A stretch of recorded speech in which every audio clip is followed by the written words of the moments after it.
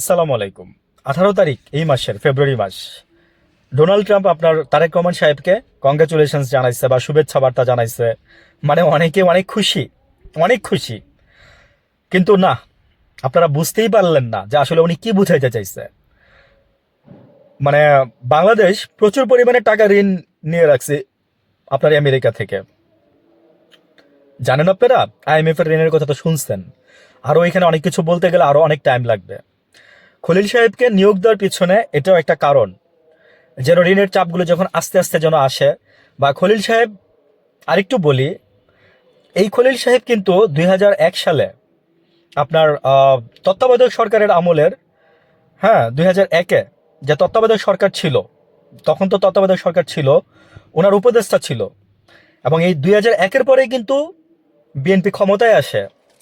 তখন ওইখানে খলিল সাহেবের হাত ছিল, খলিল সাহেবের হাত ছিল। তো খলিল সাহেব তখন থেকে বিএনপির সাথে ঘনিষ্ঠ। এবং এই নির্বাচনের জন্য আজকে পর্যন্ত যা হয়েছে তার পিছনে বলতে পারেন যে খলিল সাহেবই মূল ভূমিকা পালন করছে।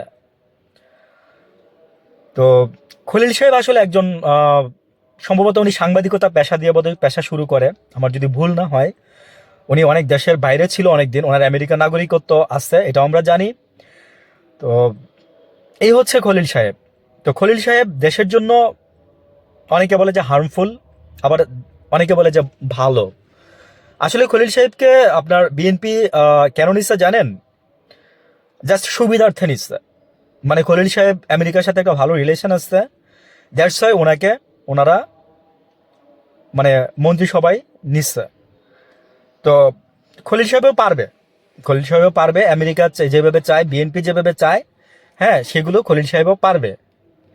তো এখন বাংলাদেশের মানুষ কি পেল? বাংলাদেশের মানুষ অনেক কিছু পাইছে। 26 সালের স্বাধীনতা পাইছে, আওয়ামী লীগের 17 বছরের শাসন পাইছে, ঠিক আছে। তারপরে হচ্ছে ওই তারেক জিয়া 20 বছর, মানে মানে বিএনপির দল, তারেক জিয়ার, খালেদা জিয়ার দল 20 বছর বাইরে ছিল। হ্যাঁ, গুম গুম খুম আয়নাগর পাইছে।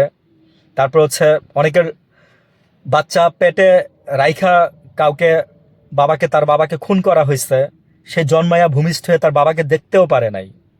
বাংলাদেশ এগুলোই পাইছে। আরো পাইছে কি জানেন? দারিদ্র। একজন মহিলাকে নাকি জিজ্ঞেস করা হয়েছিল, একজন সাংবাদিক জিজ্ঞেস করছিল যে মা আপনি ঈদের দিন কি রান্না করেন? তো উনি বলছিল যে বাবা একটা ডিম দিয়ে, পাইলে একটা ডিম দিয়ে ভাত খাই, এটাই আমার ঈদের সবচেয়ে সর্বশ্রেষ্ঠ খাবার।